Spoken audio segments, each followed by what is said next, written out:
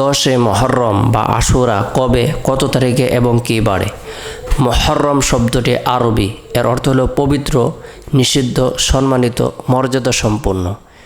মুহররম মাসে ঝগড়া বিবাদ কলহ-দ্বন্দ্ব করা নিষিদ্ধ করা হয়েছে। আল্লাহ পাক রব্বুল আলামিন যেদিন থেকে আসমান জমিন সৃষ্টি করেছেন, লৌহ কলম সৃষ্টি করেছেন, পাহাড় পর্বত সৃষ্টি করেছেন, সেদিন থেকেই মাস গণনার ক্ষেত্রে 12টি মাস আল্লাহ তাআলা নির্ধারণ করে দিয়েছেন। ইন্না ইদ্দাতাশ শুহুরি ইনদাল্লাহি 12 শাহরান ফি কিতাবিল্লাহি ইয়াওমা খালাকাস সামাওয়াতি ওয়াল আরদা মিনহা আরবাআতুন হুরুম। এর মধ্যে থেকে আল্লাহ তাআলা 4টি মাসকে সম্মানিত মাস বলে আখ্যায়িত করেছেন, ফজিলতপূর্ণ মাস বলে আখ্যায়িত করেছেন। মুহররম, রজব, জিলকদা, জিলহজ্জা, এই কয়েকটি মাসকে আল্লাহ তাআলা সম্মান প্রদান করেছেন, মর্যাদা দান করেছেন। আরবি মাস গণনার ক্ষেত্রে আমরা মুহররম মাস থেকে প্রথম মাস হিসেবে গণনা শুরু করি, অর্থাৎ আরবি 12 মাসের প্রথম মাস হলো মুহররম মাস। এ মাসের ঐতিহাসিক অনেক ঘটনা সংঘটিত হয়েছে। এই মাসের বিশেষ বৈশিষ্ট্য হলো, এ মাসের মধ্যে আল্লাহ তাআলা হজরত আদম আলাইহিস সালামকে মুহররমের 10 তারিখে সৃষ্টি করেছেন। আদম আলাইহিস সালামকে আল্লাহ তাআলা দুনিয়াতে পাঠিয়েছেন মুহররম মাসে 10 তারিখে, অর্থাৎ আশুরার দিনে। হজরত মূসা আলাইহিস সালামকে আল্লাহ তাআলা বিজয়ী দান করেছেন, ফেরাউনকে আল্লাহ তাআলা ধ্বংস করেছেন। হজরত সুলাইমান আলাইহিস সালামকে আল্লাহ তাআলা রাজত্ব দান করেছেন মুহররম মাসে। তাই এই মাসটি হলো বরকতপূর্ণ এবং ফজিলতপূর্ণ মাস। এই মাসটি আমরা প্রত্যেকেই গুরুত্ব প্রদান করে থাকি। বিশেষ করে মুসলিম সম্প্রদায়ের আরবি মাসের গণনা রাখা এক শ্রেণী মানুষের জন্য ফরজে কেফায়া। তারা যদি গণনা না রাখেন, হিসাব না রাখেন, তাহলে সকলেই গুনাহগার হয়ে যাবেন।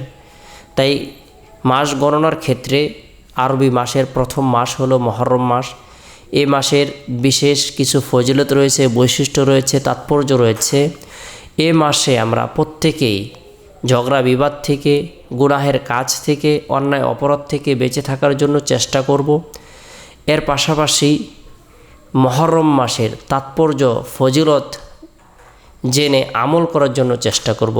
মুহররম মাসের 10 তারিখের বিশেষ ফজিলত রয়েছে, আশুরার দিনের বিশেষ বরকত রয়েছে। ওই দিন আমরা নফল রোজা রাখবো। অবশ্যই আশুরার দিন নফল রোজা রাখবো, এর সাথে আরও একটি রোজা মিলিয়ে 2টি রোজা আমরা রাখার জন্য চেষ্টা করব। 10 মুহররম এবং 11 মুহররম, অথবা 9 মুহররম এবং 10 মুহররম 2টি রোজা আমরা রাখার জন্য। রাসূলুল্লাহ সাল্লাল্লাহু আলাইহি সাল্লাম আমাদের কি ইহুদিদের বিরোধিতা করতে বলেছেন? ইহুদিরা শুধুমাত্র একটি রোজা রাখে, হজরত মূসা আলাইহিস সালামের কথা স্মরণ করে। আমরা 2টি রোজা রাখব। নবী সাল্লাল্লাহু আলাইহি সাল্লাম আদেশ প্রদান করেছেন। 2024 সালে মুহররম মাস কবে থেকে শুরু, আশুরা কবে, কত তারিখে এবং কী বারে, অনেকেই বিষয়টি আমাদের কাছে জানতে চেয়েছেন। সকলকে অবগত করানোর উদ্দেশ্যে আজকের আমাদের এই উপহার উপটোকন হাদিয়া আপনাদের জন্য। 2024 সালের ক্যালেন্ডারের হিসাব অনুযায়ী মুহররম মাস শুরু হবে জুলাই মাসের 8 তারিখ থেকে, আর 10 মুহররম বা আশুরার দিন অনুষ্ঠিত হবে জুলাই মাসের 17 তারিখ রোজ বুধবারে।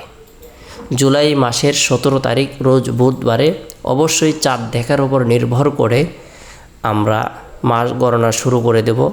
কেননা রাসূলুল্লাহ সাল্লাল্লাহু আলাইহি সাল্লাম বলেছেন, তোমরা চাঁদ দেখে মাস গণনা করবে, রোজা রাখবে, ইফতার করবে। সেই ক্ষেত্রে আমরা মাস গণনা করব চাঁদ দেখে। তাহলে আমরা জানতে পারলাম মুহররম মাসের বিশেষ কিছু বৈশিষ্ট্য রয়েছে, ফজিলত রয়েছে। মুহররম মাসে আল্লাহ তাআলা অসংখ্য অগণিত নবী রাসূলদেরকে সম্মান প্রদর্শন করেছেন, সম্মান দান করেছেন, সম্মানিত করেছেন, মর্যাদা প্রদান করেছেন। আল্লাহ তাআলা আসমান জমিন সৃষ্টি করেছেন মুহররম মাসে, আশুরার দিন। কিয়ামত সংঘটিত হবে মুহররম মাসে।